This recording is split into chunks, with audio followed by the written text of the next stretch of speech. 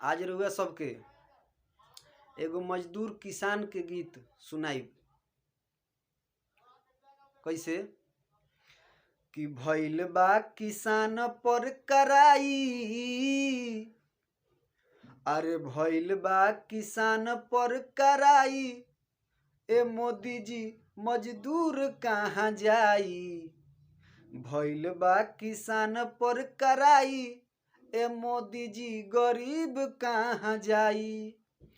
गरीब कहाँ जाई हो, गरीब कहाँ जाई। गरीब कहाँ जाई हो, गरीब कहाँ जाई। जब नेते लोग दबंगई दिखाई, जब नेते लोग दबंगई दिखाई, ए मोदी जी गरीब कहाँ जाई। भइल बा किसान पर कराई, ए मोदी जी गरीब कहाँ जाई।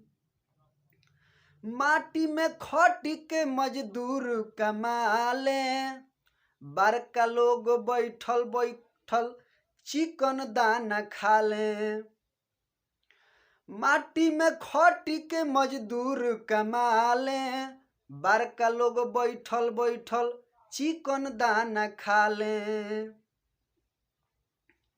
कौनो रुपया लगाई, अरे कौनो रुपया लगाई, ए मोदी जी गरीब कहाँ जाई। अरे कौनो रुपया लगाई, ए मोदी जी गरीब कहाँ जाई। बैल के कमाई पर भैंसियों काटे चानी, एक दिन खट के देखावे तबे जानी। बैल के कमाई पर भैंसियों काटे चानी, एक दिन खट के देखावे तबे जानी। अब ना मजदूर के सताई, अरे अब ना मजदूर के सताई, ए मोदी जी गरीब कहाँ जाई।